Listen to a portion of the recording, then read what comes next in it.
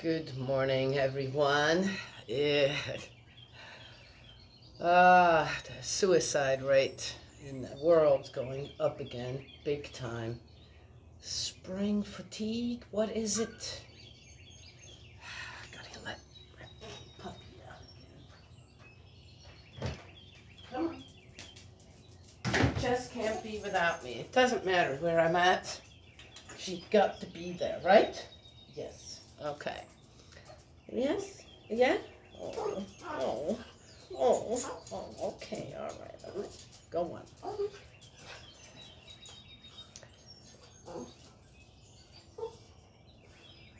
That's a lot of spiritual work. Anyway, so how does one do that? Gosh.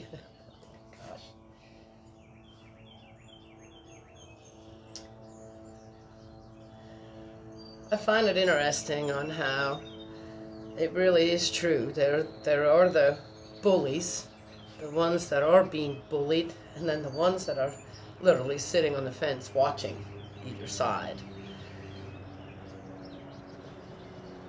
It's dangerous to get involved.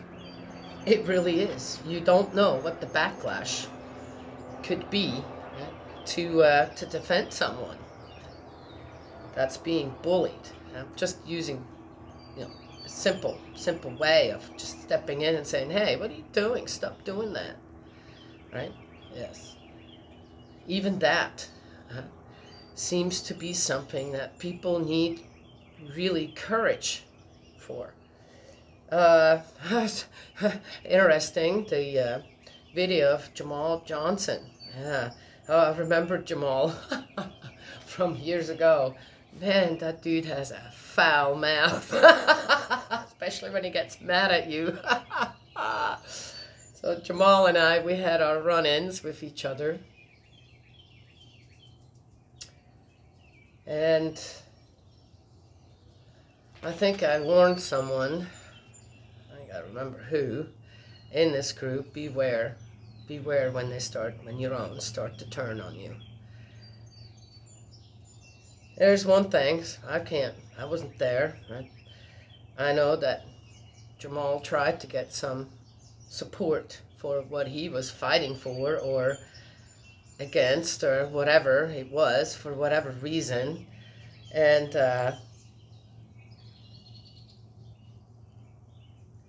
that's his fight. He's a grown man, obviously not shy of stepping up and saying, well, I'm not doing that, and I'm not going to be manipulated like that, and I'm not, right? Yes? But it took the last thing that the Sanctuary Church did to him is start to bully his wife and his children, and he knew he had to get out of there. That's about as low as anyone can sink. When you cannot get to the person you want to attack, this, now you start attacking what's most dearest, most likely around them, right? Yeah, that's really sad. And I should tell people something. He's not the only one, by the way. I know 2 or 3 more in the Sanctuary Church. They're not there anymore for the same reasons.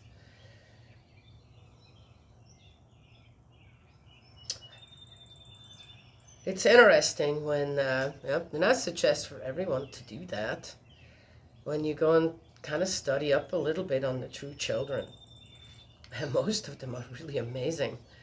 There's one of them, I think her name's Anjanim. Okay, now I could be wrong about that one, please do correct me. Anjanim is the painter. And there was something going around about her for a while where, the church itself, or someone, paid big time money for her paintings, and they felt like, well, that's not right or something. Have you guys seen her paintings? I mean, they're amazing paintings.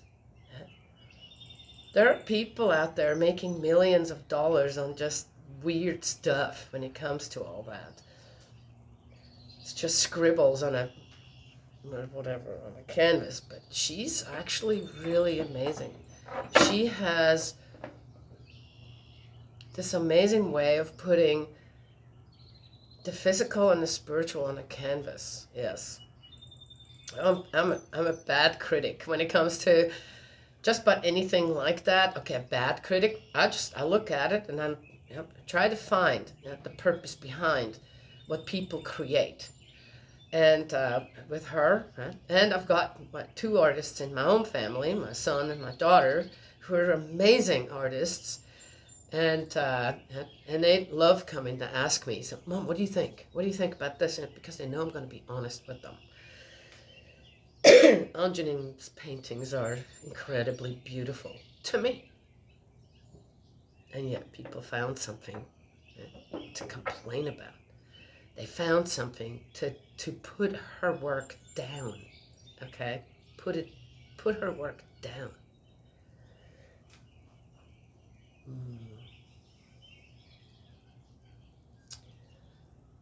And then there is, I'm going to mention the girls for a change. And there's Sanjanim. My youngest daughter, she was amazed and loved the fact that Sanjanim was into yoga and meditation. And my daughter went all the way to Thailand to get her certification. Yeah, paid for it herself, all of it herself.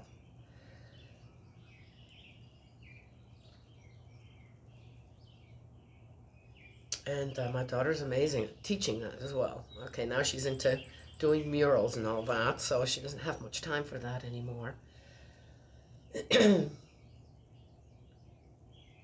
And on how Sanjanim, for many second and third generations, she's such a breath of fresh air. And then she has to deal with her own body. Probably most of you don't even know anything about her. So, and then certain other things, right, that happened in her life that she had to just accept.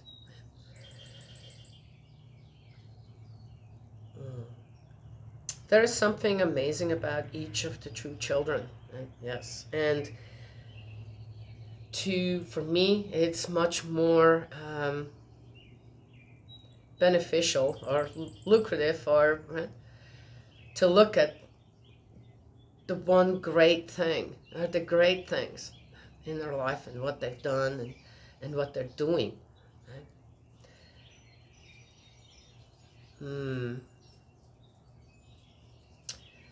Even though, yes, it's coming more and more to light that Kukshinim is the one that's leading that group, not Youngjanim. But I don't know. What does it feel like to grow up in a family like that and get basically no recognition at all? Is this Kukshinim's time? I don't know. Why is he taking it in the direction he's taking it? I don't know. Sometimes I wonder if this is some kind of a pact that they all made to see how we would react to it, right? Yeah, I don't know. I don't know. I do know that bullying anyone or anything is wrong. And the Sanctuary Church, people are bullying people big time. When you start to attack children, not wanting to take care of them on a field trip because they're Jamal's children, then then that's wrong. That is not. No. That's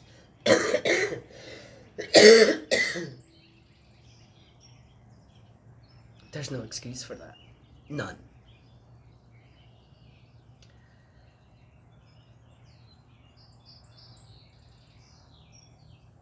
This is going to have to run its course, and that is that. And you guys from the Sanctuary Church, you can keep posting things about True Mother and this and that. You go ahead and you do that, but to me it is very clear the reason I'm still here making these videos is so that you're not going to completely fall into an abyss. And that there's still the people here that are here defending True Mother, letting you guys know, hey, wait a minute. You got this wrong. You got this all wrong, right? Then that's the lifeline for you all still. Yeah, you don't think so. I know that, but that's what it is.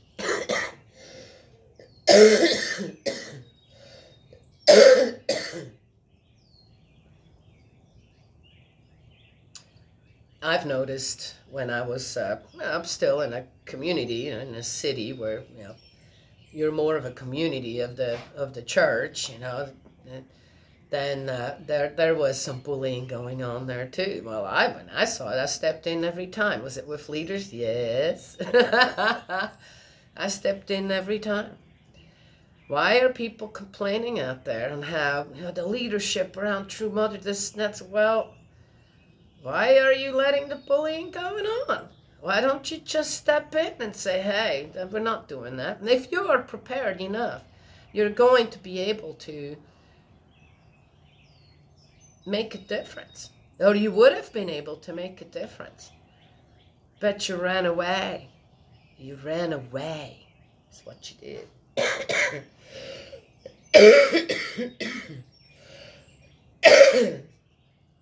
I remember, I'm going to tell you this one instant.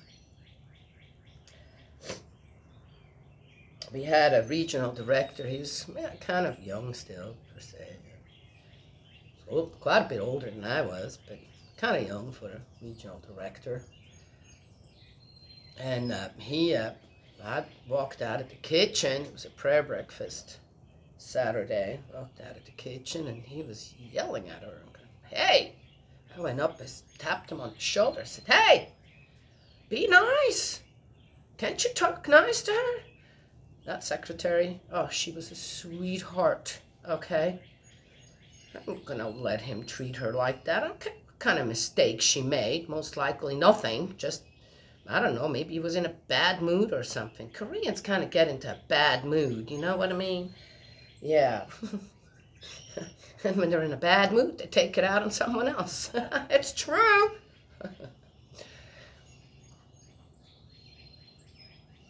So he kind of looked at me and he's going, oh, yeah. So I went back in the kitchen and I thought to myself, this isn't over yet. Yeah, I got involved, right? Yeah. 20 minutes before the breakfast is going to start, he's starting a debate in front of the 2 tables. We always had banquet style. 2 tables, long tables full of good food. And I was the chef. He stands there and I'm coming out and he says, this is no good. This is no good. Needs to be all changed around. And I'm going, what the hell's wrong with this dude? I said, really? 20 minutes before the breakfast? Yeah, spiritually, not good. Not good. And I'm going, oh, you really think you're going to give me that baloney? So I stood there. Pastor comes over. There's a few other people that were already come over, So there's this group of people now standing around the 2 of us. He yapping at me about the banquet tables, they need the food needs to be all changed around, this and that. Well, you just got it the wrong person here. If you think you're going to bully me like this after I just slaved away for almost 3 hours making this all here, So I told him, I said, really? You want to change all this around in 20 minutes? Be my guest. You go right ahead and you do that. Right? And he kind of looked at me. Well, I said, yeah. I said, give you another solution. The next prayer breakfast we have, you get here at 5 o'clock in the morning like everyone else, and then you supervise and have everything gets put on the table here. We can do that too. Then you got it exactly the way you want to. He gave me this look. No, everything's fine. And he bows to me. Everything's good. And I thought, yeah, I wasn't done yet, but I realized I better be done, right? Oh, you think that was the end of it? God, you know, I'm telling you what, some people, they got nothing but revenge in their head. Nothing heart to mind. There's nothing, your heart's never engaged in revenge, okay? Or, as I said, slandering someone, bad-mouthing people, gossiping about people. And that people are willing to do that for others. Right? You guys are basically doing the job, right, that Hyungshinim and Cookshinim should do on their own. You should stay out of it. Just stay out of it. Yeah. I get a phone call a few days later from Mrs. Durst. Mrs. Durst and I, we have our own history too. Oh, I love her. Love her to death. Great lady. You can't. What she's all done is amazing. I wouldn't want to do that. I know I couldn't do that. Well, anyway. Again, she likes to bully people too, in a way. She doesn't look at it that way. But for people, and it isn't that way, because you can always say no. And I've said no to her plenty of times.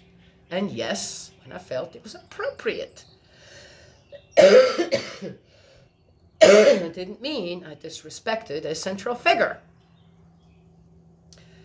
Anyway, calls me and says, hey, they all want to come over to your house and have dinner, an American dinner. I said, who is they? So it's like 10 leaders of the church, all Koreans. I'm going, oh gosh, really? And they want an American, well, you know, you cook so good. They really love your food. This, and I'm going, okay. And I thought, wow. So that regional leader figured out on how to get me to step back into a servant's position. I'm going, yeah, I can cook for those guys. You know, it's the big deal. Right? So they came. And, it was interesting on how this all went. I'm a good organizer when it comes to things, right? So I thought, I'll give them the evening of their life. And they did. They got it. I had to go outside and knock on some doors and say, hey, I'm sorry.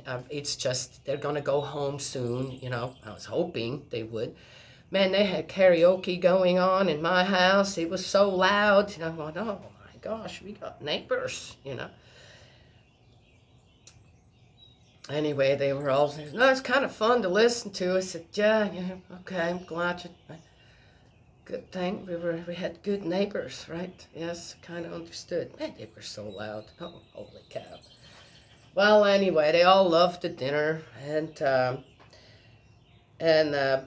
did my part, this and that, and then they left, and they all bowed to my husband and I, you know, thank you, thank you, thank you, and the regional leader came and shook my hand. She said, thank you, and I'm like, that's your way of apologizing, isn't it? Yeah. One sometimes has to just recognize on how other cultures work. And I think that indemnity isn't all about just taking it or whatever. And a lot of people in our church have done that. Just take it. Because it was the easier way. It was easier to just let someone bully you than to stand up and say, well, there is another way to do this. And that's what I've done.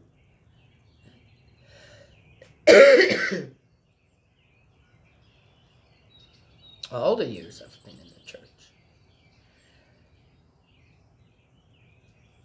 I saw another one, and it's very sad to see that, where a brother shared that supposedly his wife committed suicide, or a brother shared that a wife of someone committed suicide because of the financial burden or something. I'm not sure why that is being brought up in that kind of a light.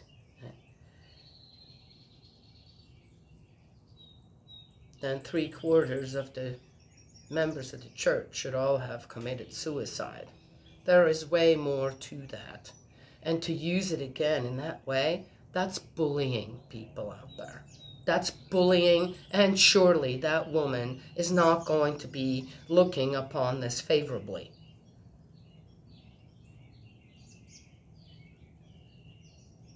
Again,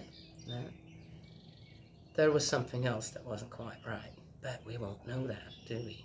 We won't know exactly what happened there. Yet we're using the suicide, the life of a person, as something that we then can spin and twist around.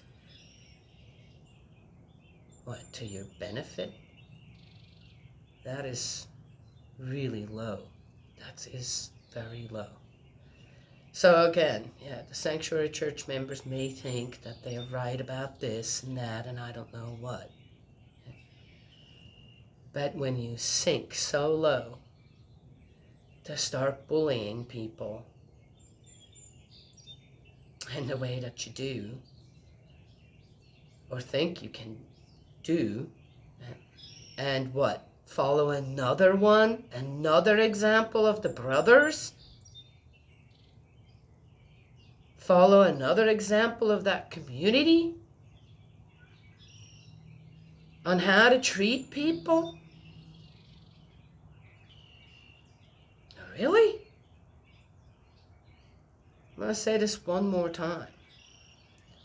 As a son, to slander, to gossip,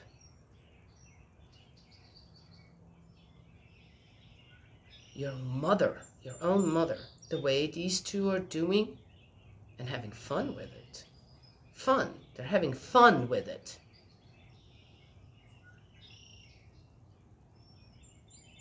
Doesn't matter what they believe. Doesn't matter what they think they're following. Doesn't matter what they think others are following. Right there. That is a fundamental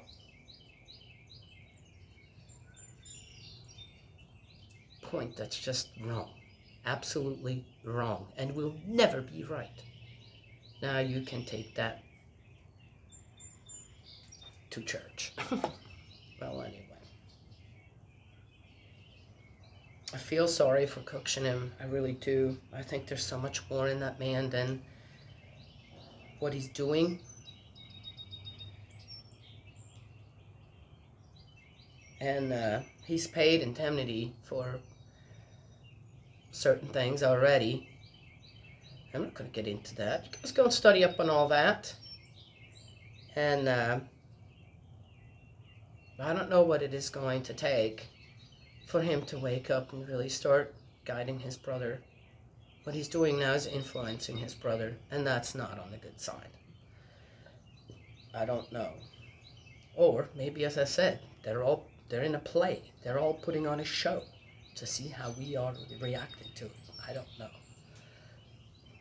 But it's kind of hard to believe that when you see someone like Jamal who, yeah, I guess on both sides, has given a lot of time, has done a lot of work, believing and doing the right thing. And then it came down to his wife and his children started to get attacked, bullied.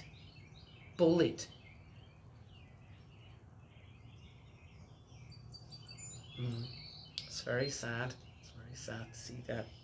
I don't know where he's at now. The last videos were from a year ago.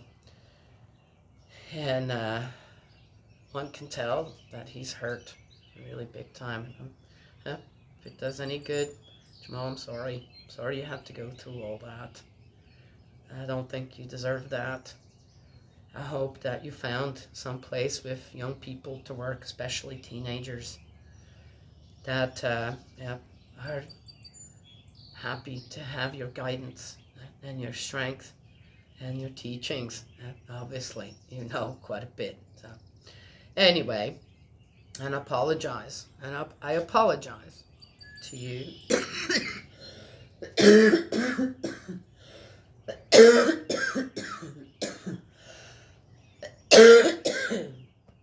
still working on that for the treatment you received.